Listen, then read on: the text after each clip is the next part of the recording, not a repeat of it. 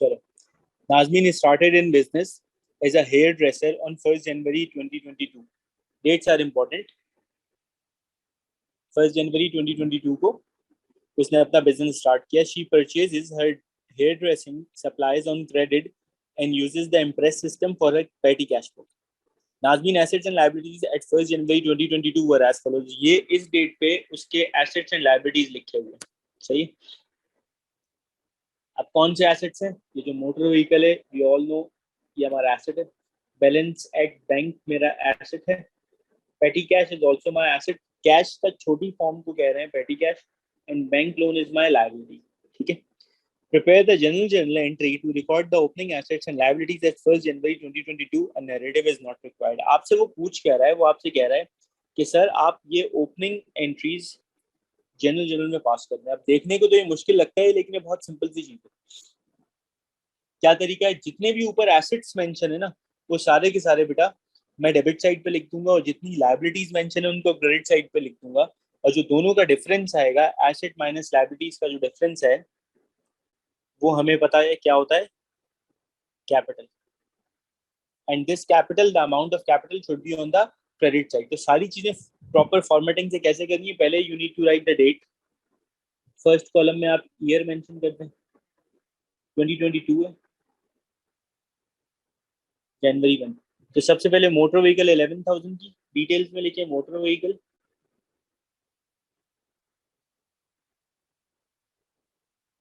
और डेबिट में लिख दिया. डेबिट में क्यों लिखा? क्योंकि ये हमारा एसेट है. उसके बाद बैलेंस एट बैंक, तो ये बैंक भी आपका एसेट है, 2300, ये भी आपने डेबिट में लिख दिया. पेटी कैश, ये भी आपका एसेट है, डेबिट में लिख दिया. उसके बाद है बैंक लोन.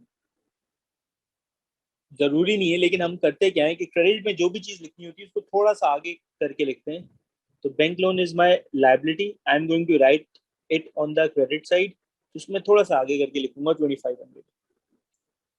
अब देखें, the principle of journal is कि आपकी जो एक एंट्री होती है उसकी डेबिट और क्रेडिट साइड इक्वल होनी चाहिए, और ये इक्वल नहीं है. My debit side is greater than my credit side just because I need to write the word capital on the credit side to balance this entry. ठीक है. कैसे होगा? 11,000 प्लस 2300 प्लस 200 माइनस करेंगे 2500. 11,000 का मेरा कैपिटल आ गया,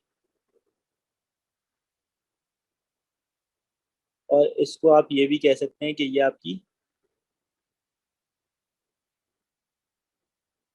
बैलेंसिंग फिगर है. The amount of capital is not given but you have calculated the amount. उसके बाद वो आपसे पूछ रहा है statement other use of journal. ये जनरल का other use, other than recording the journal opening entries, उसके अलावा हम इसका क्या करते हैं? We use journal to correct errors. जितने भी एरर्स होते हैं वो करेक्ट करते हैं इसमें से. जो अकाउंटिंग में एरर्स आएंगे वो सारे के सारे उनको करेक्ट करने के लिए हम लोग जनरल यूज करेंगे. या नॉन करंट एसेट को अगर क्रेडिट पे परचेज करते हैं या सेल करते हैं तो भी हम लोग उसको जनरल में ही रिकॉर्ड करते हैं. तो हम लिखेंगे परचेज और sale of non current asset on credit. अगर क्रेडिट पे परचेज या सेल करेंगे तो उसको हम लोग यही रिकॉर्ड करेंगे. अच्छा, ये उसकी बात देखें क्या पूछ रहा है. यहाँ से स्टार्ट कर रहा हूँ मैं. कह रहा है Nazmeen makes all payment of less than $100 by petty cash. अब उसने बताया कि जो भी पेमेंट उसकी $100 से कम होती है वो पेटी कैश से पे करते हैं, क्योंकि कैश बुक से पे नहीं कर रहे, बल्कि another cash book which is small cash book, उससे वो पे कर रहे हैं.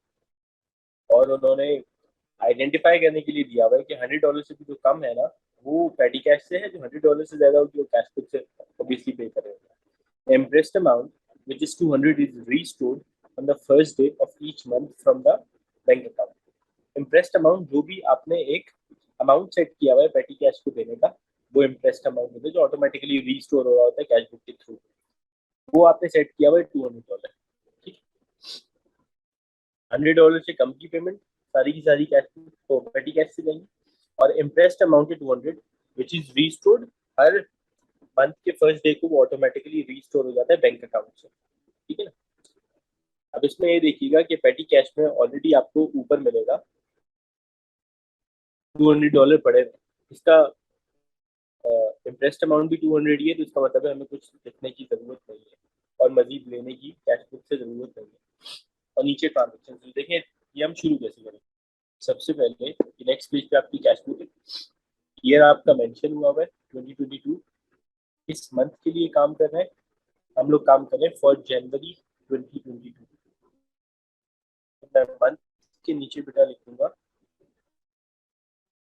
जनवरी, और ओपनिंग बैलेंस जो है वो 1 जनवरी को है ये रहा, तो आपने लिखा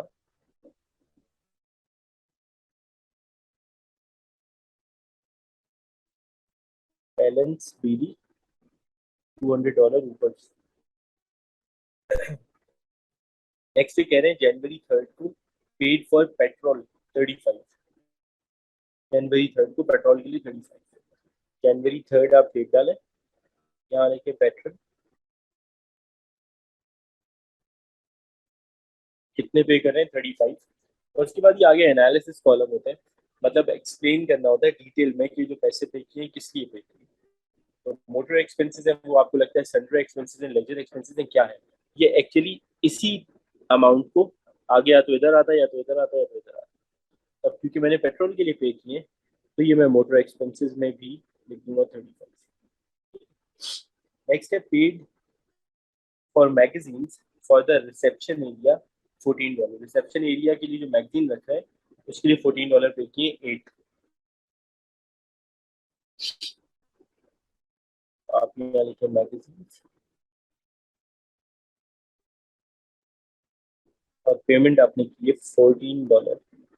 तो आपको क्या लगता है, तो आपके मोटर एक्सपेंसेस है, सनरे है, लेजर अकाउंट है, तो वो सनरे में डाल देते हैं। नेक्स्ट है paid $60 to GL limited a trade payment, हमने सप्लायर है हमारा जीएल लिमिटेड, उसको $60 पे की 17 तारीख को। तो आप यहाँ डेट डाल दें 17, डिटेल्स में लिखें G L limited, the amount which I have paid to my supplier $60। Supplier के जितने भी होते हैं वो लेजर अकाउंट्स में होते हैं, क्योंकि इनके लेजर अकाउंट की अकाउंट्स बन रहे होते हैं। पेड फॉर व्हीकल क्लियरिंग $9 26 को, 26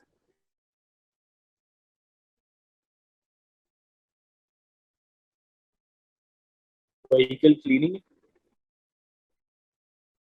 $9 की, और ये मोटर एक्सपेंसेस में जाएगा। उसके बाद है 29 को paid 38 to Aleem a trade table, 29 को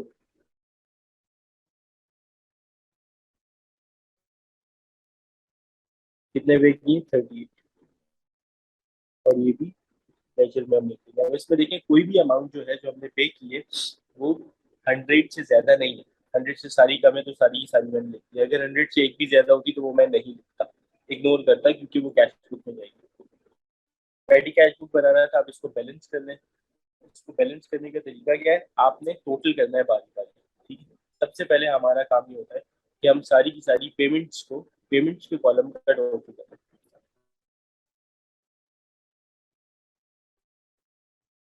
156, 35 और 9 आपका हो गया 44, सिर्फ 14 हो गया आपका 90। इनकी आगे कोई वर्किंग नहीं है तो इनका काम यहाँ खत्म हो गया। ये 156 की वर्किंग, अब 156 की वर्किंग ऐसे है कि टोटल जो पैसा आपके पास पड़ा हुआ था उसका सम करें 200। इसलिए समटाइम जैसे होता है कभी कभार रिफंड आता है तो हम रिसीव में ही लिखते हैं, उसको छोटा अमाउंट होता है, तो ये उनको भी ऐड कर लिया अगर है तो ये, लेकिन अभी फिलहाल नहीं है तो सिंपल 200, वही 200 आपने पेमेंट के नीचे लिखा। इस 200 में से 156 माइनस करें, जो डिफरेंस आएगा तो last day of the month को हो जाएगा आपका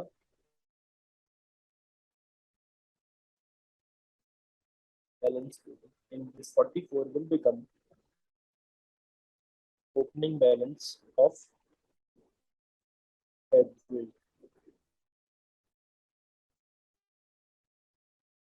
ठीक है, अब जब फरवरी में काम करेंगे तो 44 आपके पास ऑलरेडी है और बाकी आप रिस्टोर करोगे बिजनेस बैंक अकाउंट से। इंटरेस्ट अमाउंट 200 है तो 156 आप रिस्टोर कर। देखिए इस पार्ट में क्या पूछ रहा है, state one advantage of using the impress system of पेटी कैश। इसने आपसे पेटी कैश बनवाई और उसके बाद एक एडवांटेज पूछ लिया। तो पेटी कैश बनवाने के एडवांटेज ये है कि हम क्यों बनाते हैं, जब छोटी छोटी कैश की हम पेमेंट कर रहे होते हैं तो वो सारी की सारी हम लोग कैश बुक में रिकॉर्ड नहीं करते, क्योंकि वो बहुत छोटे अमाउंट की पेमेंट होती है और हमारे कैश बुक को बहुत ज्यादा वो लेंथी कर सकती है। तो इसका हम सोल्यूशन ये निकालते हैं, उन सबको पेटी कैश में रिकॉर्ड करते हैं। तो उससे होता ये है कि आपको जो छोटी छोटी पेमेंट है उसका रिकॉर्ड मिल जाता है। तो आप एक चेक एंड बैलेंस रख सकते हैं, ये जो छोटी पेमेंट हो रही है हो क्यों नहीं है। ऐसा तो नहीं है कि छोटी छोटी पेमेंट होके पैसा आपका ज्यादा जा रहा है और आपको पता नहीं है किस वजह से जा रहा है। एक तो ये है कि चेक एंड बैलेंस रख सकते हैं अपने कैश में, और दूसरा ये कि आप फ्रॉड अगर कोई हो रहा है तो उसको भी लिमिट कर सकते हैं। और उस पे जो इम्प्रेस्ड अमाउंट की लिमिट लगाते हैं उसकी वजह ये होती है, उससे आप ये कर सकते हो कि अगर जो एक वो एक्सपेंडिचर है तो उसका एक आपने लिमिट सेट की हुई कि छोटी छोटी पेमेंट्स आपने एक आइडिया लगाया कि मेरी $100 में हो जाएंगी, तो आपने इंटरेस्ट अमाउंट $100 रख दिया। तो ऐसा नहीं है कि आपको पता ही नहीं कितना खर्च हो रहा है, तो इसलिए, और अगर उससे ज्यादा खर्च हो रहा होगा तो पता हो जाएगा क्योंकि पेटी कैश से बैलेंस कम हो जाएगा।